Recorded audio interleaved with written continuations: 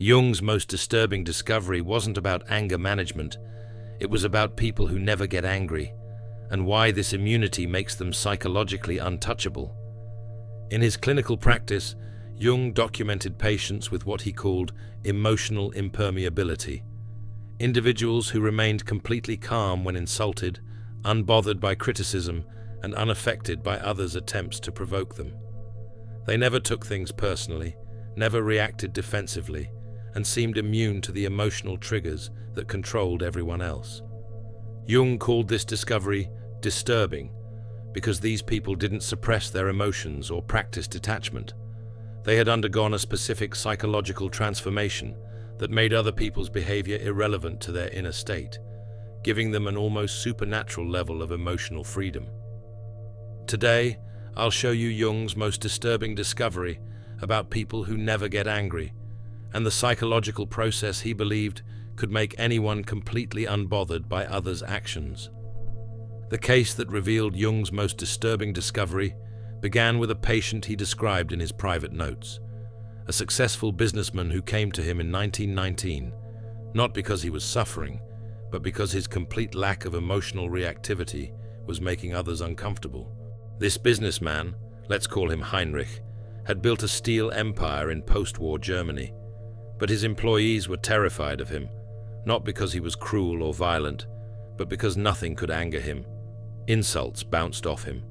Criticism made him curious, not defensive. Betrayal interested him rather than hurt him. His wife brought him to Jung because she was convinced something was wrong. "Doctor," she said, "my husband doesn't get upset about anything.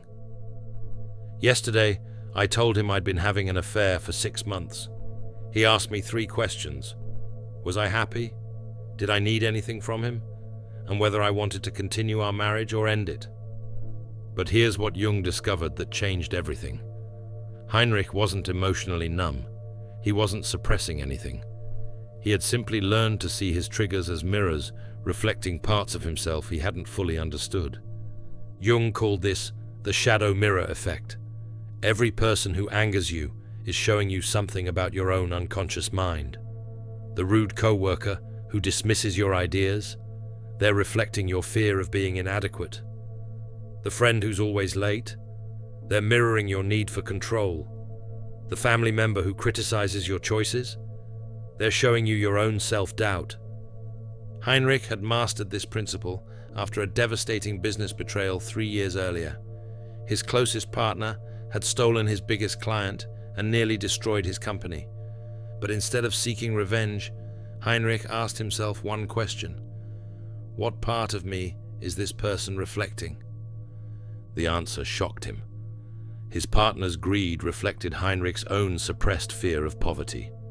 His partner's dishonesty mirrored Heinrich's tendency to hide his true feelings. His partner's betrayal showed Heinrich his own capacity for selfishness.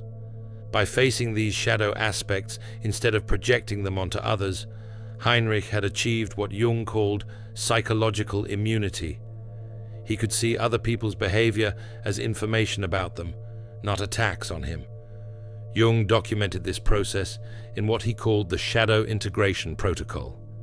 When someone triggers you, instead of reacting, you ask 3 questions. What trait in this person am I judging most harshly? Where do I exhibit this same trait, even in small ways? What is this trigger trying to teach me about myself? Let me show you how this works. Sarah, a marketing manager, felt constantly triggered by her colleague Tom's interruptions during meetings. Using Jung's method, she asked herself, what am I judging in Tom? His need for attention. Where do I do this? She realized she often dominated conversations when feeling insecure. What was this teaching her?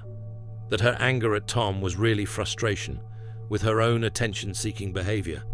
Once Sarah owned this shadow aspect, Tom's interruptions stopped bothering her. She could see them as his insecurity, not an attack on her worth. That's the power of the shadow mirror. It transforms triggers into teachers. But Jung's research revealed something even more disturbing. The people who achieved emotional impermeability had discovered a psychological space that most humans never access, the gap between stimulus and response. Heinrich described this gap to Jung. "Doctor, when someone insults me, I experience something strange. Time seems to slow down. I can see their words coming toward me, but instead of hitting me, they hover in the air. In that moment, I have a choice. Do I catch these words and make them mine, or do I let them pass through me?" Jung realized Heinrich had stumbled upon what he called the reaction gap, a psychological space where conscious choice replaces unconscious reaction. Most people experience trigger and response as one continuous event, but those with emotional impermeability had learned to insert conscious awareness between the trigger and their response. This discovery contradicted everything psychology understood about human nature. We assumed anger was automatic, that triggers inevitably led to reactions. But Jung's patience proved that with the right training, anyone could access this gap and choose their response. The technique Jung developed was deceptively simple, but psychologically profound. He called it the observer protocol. When triggered, instead of immediately reacting, you step back and observe the trigger as if watching a movie. You notice the other person's words, their body language, their emotional state. But most importantly, you observe your own internal response without becoming it. Jung documented case after case of patients mastering this technique. Maria, a teacher, learned to observe her principal's criticism without taking it personally. Instead of becoming defensive, she could see his stress, his pressure from the school board, his own insecurities. From the observer position, she could respond with empathy rather than anger. The key insight Jung discovered was this: you are not your emotions. You are the consciousness that observes your emotions. When someone triggers anger in you, that anger is information, not identity. You can choose to act on it, examine it, or simply let it pass. Heinrich had mastered this so completely that he described feeling psychologically transparent. Other people's negativity passed through him like light through glass. He wasn't avoiding or suppressing anything. He was simply choosing not to identify with every emotional impulse. But here's what Jung found most disturbing about this ability. Once people developed it, they often lost interest in the drama that consumed most humans. They stopped caring about being right, winning arguments, or proving their worth. This made them incredibly powerful, but also isolated them from those still trapped in reactive patterns. The observer protocol requires practice, but Jung found that most people could access the reaction gap within weeks of consistent application. The technique involves 3 steps: pause when triggered and take a conscious breath. Observe the trigger and your response without judgment. Choose your action based on your values, not your impulses. This isn't about becoming emotionless or detached. It's about becoming the author of your responses rather than the victim of your reactions. Jung's research into emotional impermeability revealed another disturbing pattern. People who never got angry had built what he called boundary fortresses around their psychological space. Unlike physical boundaries, these were invisible barriers that determined what could and couldn't affect their inner state. Heinrich explained his boundary fortress to Jung. "Doctor, I learned that people can only disturb my peace if I give them permission. Their words, their actions, their emotions, these are external events. They only become internal experiences if I choose to internalize them." This concept revolutionized Jung's understanding of human psychology. Most people, he realized, had completely permeable psychological boundaries. They absorbed other people's emotions, took on their stress, and allowed external events to dictate their internal state. But those with emotional impermeability had learned to construct selective barriers. Jung documented 3 types of psychological boundaries his immune patients had developed. The first was the relevance filter. They had trained themselves to only absorb information that served their growth or goals. Everything else was acknowledged, but not internalized. The second was the ownership boundary. They could distinguish between their emotions and other people's emotions. When someone was angry at them, they could see it as that person's anger, not their anger about that person's anger. The third was the identity fortress. They had such a solid sense of self that external criticism couldn't shake their core identity. They could hear feedback without hearing judgment of their worth. But Jung discovered something disturbing about these boundaries. People who developed them often became magnets for those who lacked them. Toxic individuals, energy vampires, and emotionally unstable people were drawn to those with strong boundaries because they provided the stability these chaotic personalities craved. Heinrich experienced this constantly. "Doctor," he told Jung, "ever since I stopped reacting to provocation, people seem to work harder to provoke me. It's as if my calm disturbs them more than anger ever could." Jung realized this was because emotionally reactive people use others' reactions to regulate their own emotional state. When Heinrich refused to provide that regulation, it forced others to confront their own psychological instability. The boundary fortress technique Jung developed involved 3 strategic elements. First, the emotional firewall. Before entering any social situation, you consciously decide which emotions you're willing to experience and which you'll observe but not absorb. Second, the response selection. You pre-decide how you'll handle common triggers. Instead of reacting in the moment, you're executing a pre-planned response based on your values. Third, the identity anchor. You maintain such a clear sense of who you are that external opinions become interesting data rather than threats to your self-concept. Let me show you this in action. David, a software engineer, was constantly stressed by his demanding boss. Using Jung's boundary fortress method, David implemented an emotional firewall before work each day. He decided he would observe his boss's stress, but not absorb it. He pre-selected calm, professional responses to criticism, and he anchored his identity in his competence and growth, not his boss's approval. Within weeks, David reported feeling untouchable at work. His boss's moods no longer affected his performance or peace of mind. But more importantly, his boss began treating him with more respect, as if sensing David's newfound psychological strength. This is the paradox Jung discovered about boundary fortresses. The stronger your boundaries, the more others respect them. People can sense psychological strength and typically adjust their behavior accordingly. But Jung's most disturbing discovery about emotional impermeability involved what he called projection reversal. His immune patients had learned to see through others' emotional attacks to the psychological wounds driving them. Heinrich demonstrated this principle during one of Jung's sessions. A business rival had publicly humiliated him, calling him a heartless profiteer who cares nothing for his workers. Instead of anger or defense, Heinrich felt curiosity. "Doctor," Heinrich said, "this man's attack told me everything about his psychology and nothing about mine. His accusation of heartlessness revealed his own fear of being seen as unfeeling. His focus on profit showed his own financial insecurity. His concern for workers exposed his guilt about his own treatment of employees."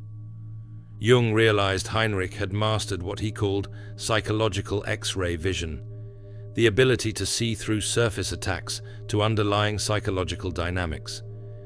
When someone attacks you, they're always telling you something about themselves, not you. This discovery was disturbing because it meant most human conflict was based on psychological projection. People weren't really fighting each other. They were fighting projections of their own unresolved issues onto each other. Jung documented the pattern repeatedly. Criticism about your appearance comes from people insecure about their looks. Attacks on your success come from those frustrated with their achievements. Judgments about your choices come from those doubting their own decisions. But here's what Jung found most troubling. Once you could see these projections clearly, it became almost impossible to take personal attacks personally. You started feeling compassion for the psychological pain driving others' aggression. Heinrich described this shift. "Doctor, when someone attacks me now, I see a wounded child lashing out in pain. How can I be angry at a child for crying? Instead, I feel curious about what hurt them and whether I can help." This is the ultimate psychological immunity, Jung discovered. When you can see others' attacks as expressions of their pain rather than assessments of your worth, you become completely unbothered by their behavior. The projection reversal technique involves 3 diagnostic questions when someone attacks you. What quality are they attacking in me? Where might they struggle with this same quality? What pain or fear might be driving this attack? Let me demonstrate this with a real example. Lisa, a graphic designer, was devastated when a client called her work completely unprofessional and amateur. Using projection reversal, she asked, "What are they attacking? My professionalism. Where might they struggle with this?" She remembered the client mentioning feeling like an imposter in their industry. What pain drives this? Fear of their own unprofessionalism being exposed. This insight transformed Lisa's response. Instead of taking the criticism personally, she could see it as the client's projection of their own professional insecurities. She addressed their concerns professionally while maintaining her inner peace. But Jung warned about a dangerous side effect of mastering projection reversal. Once you could see through everyone's psychological defenses, maintaining genuine relationships became challenging. You might feel like you were surrounded by wounded children rather than equal adults. Heinrich experienced this isolation. "Doctor, sometimes I feel like I'm the only adult in a world of hurt children. I can see everyone's pain so clearly that I struggle to take any of their behavior seriously." Jung realized this was the price of psychological immunity, clarity about human nature that could lead to detachment from human drama. The key was learning to see others' pain without losing compassion for their experience. Jung's final discovery about emotional impermeability was perhaps the most disturbing of all. His patients hadn't just learned to avoid being triggered, they had developed what he called emotional alchemy, the ability to transform every trigger into psychological gold. Heinrich explained this process. "Doctor, I no longer see difficult people as problems to avoid. I see them as teachers bringing me exactly the lessons I need for my growth. The more someone can trigger me, the more valuable they are to my development." This represented a complete reversal of normal human psychology. Instead of avoiding triggers, Heinrich actively sought them out as opportunities for growth. Instead of seeing difficult people as enemies, he saw them as unconscious allies in his psychological development. Jung realized this was the ultimate stage of emotional impermeability, transforming every external challenge into internal advancement. His immune patients had learned to use other people's negativity as fuel for their own psychological evolution. The process Heinrich described was methodical. When triggered, instead of reacting or even just observing, he would immediately ask, "What is this person teaching me about myself? What weakness are they exposing that I need to strengthen? What shadow aspect are they forcing me to confront?" But here's what Jung found most disturbing. This level of psychological development created individuals who were nearly impossible to manipulate, control, or defeat emotionally. They had transformed every potential weakness into a source of strength. You already know this truth intuitively. External validation cannot inflate you because you don't need it. External criticism cannot deflate you because you use it for growth. You have the capacity to become emotionally invulnerable, not through armor, but through the alchemy of turning every challenge into wisdom. This emotional alchemy involved 3 transformation processes. First, trigger mining, actively extracting valuable insights from every person who disturbed your peace. Second, shadow integration, using others' behavior to identify and heal your own psychological wounds. Third, strength synthesis, converting every discovered weakness into a developed strength. Let me show you this process in action. Marcus, a sales manager, was constantly triggered by his team's laziness and excuses. Instead of just managing his reaction, he used emotional alchemy. He asked, "What is their laziness teaching me? That I expect others to share my drive without understanding their motivations? What weakness does this expose? My inability to inspire rather than demand. What strength can I develop? The skill of motivating others through connection rather than pressure." Marcus transformed his trigger into a growth opportunity. He studied motivation psychology, learned to connect with his team's personal goals, and developed into one of the company's most effective leaders. His trigger became the catalyst for his greatest professional development.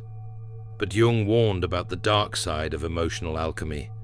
People who mastered it sometimes became so focused on their own growth that they lost empathy for those still struggling with basic emotional regulation. They could become psychologically superior and emotionally distant. Heinrich experienced this. "Doctor, sometimes I feel like I'm conducting a psychology experiment rather than living a human life. Every interaction becomes a chance to study human nature rather than connect with another person." Jung realized the final challenge of emotional impermeability was maintaining humanity while achieving psychological transcendence. The goal wasn't to become invulnerable, but to become anti-fragile, stronger and more compassionate through every challenge. As Jung wrote, "The acceptance of oneself is the essence of the whole moral problem and the epitome of a whole outlook on life." True immunity required accepting both strength and vulnerability. The ultimate stage of emotional alchemy involved what Jung called compassionate immunity, using your psychological strength to help others rather than to distance yourself from them. Heinrich eventually learned to use his immunity not as a shield, but as a bridge, helping others develop their own emotional resilience. Jung's final observations about emotional impermeability revealed its ultimate purpose, not to escape human connection, but to engage with it from a position of psychological strength. He called this stage the compassionate warrior, someone who could remain untriggered while still caring deeply about others. Heinrich's transformation into a compassionate warrior happened gradually. Initially, his immunity created distance between him and others. People found his unshakable calm unsettling, even threatening. But Jung helped him understand that true emotional immunity included the ability to make others feel safe and understood. "Doctor," Heinrich reflected, "I realized my immunity was incomplete if it only protected me. True strength means creating space for others to feel their emotions without judgment while maintaining my own center." Jung documented how Heinrich learned to use his emotional immunity in service of others. When his wife expressed frustration, instead of remaining unmoved, he could hold space for her feelings without absorbing them. When his employees brought him problems, he could listen with full presence without taking on their stress. This is the paradox Jung discovered about ultimate emotional immunity. It requires maintaining your humanity, not transcending it. The compassionate warrior can feel others' pain without suffering, witness others' chaos without becoming chaotic, and offer support without becoming depleted. The technique I developed from Jung's observations involved emotional aikido, using the energy of others' emotions to help them, rather than resisting or absorbing that energy. When someone brings you anger, you redirect it towards solutions. When someone brings you sadness, you transform it into compassion. When someone brings you fear, you alchemize it into wisdom. Heinrich mastered this so completely that people began seeking him out during their worst emotional crises. His presence alone seemed to calm others' inner storms, but he achieved this not through emotional detachment, but through emotional mastery, feeling everything but being controlled by nothing. Jung's final notes on Heinrich revealed the ultimate secret of emotional impermeability. He has learned to love others' humanity while remaining untouchable by their chaos. This is perhaps the highest achievement of human psychology, complete vulnerability combined with complete invulnerability. The businessman who couldn't be bothered became Jung's greatest case study in human psychological potential. Heinrich proved that emotional immunity isn't about becoming cold or detached. It's about becoming so psychologically strong that you can remain warm and connected even in the midst of others' emotional storms. Jung's disturbing discovery about people who never get angry revealed the ultimate truth about human nature. We are not victims of our emotional reactions. With the right understanding and practice, anyone can develop the psychological immunity that makes others' behavior irrelevant to your inner peace. The path Heinrich traveled, from shadow integration through boundary fortresses to emotional alchemy, and finally to compassionate warrior, represents the complete journey of psychological development that Jung believed every human could achieve. Today you've learned the psychological techniques that Jung documented in his most private case studies. The shadow mirror that transforms triggers into teachers, the reaction gap that gives you choice over your responses, the boundary fortress that protects your psychological space, the projection reversal that helps you see through others' attacks, the emotional alchemy that turns every challenge into growth, and finally, the compassionate warrior that maintains humanity while achieving immunity. Jung's most disturbing discovery wasn't that some people never get angry. It was that this ability reveals the vast psychological potential lying dormant in every human being. The question isn't whether you can develop emotional immunity. The question is whether you're ready to claim the psychological power that Jung proved belongs to you. Remember Heinrich's final insight? Doctor, I learned that true strength isn't about what can't touch you. It's about what you can touch without being changed by it. Your journey to emotional immunity starts now. Every trigger you encounter is a teacher. Every difficult person is a mirror. Every challenge is an opportunity for psychological alchemy. The only person who can disturb your peace is the person you haven't fully understood, yourself. Take Jung's disturbing discovery and make it your liberating truth. You have the power to never be bothered by anyone again. Thanks for watching. See you in the next dimension.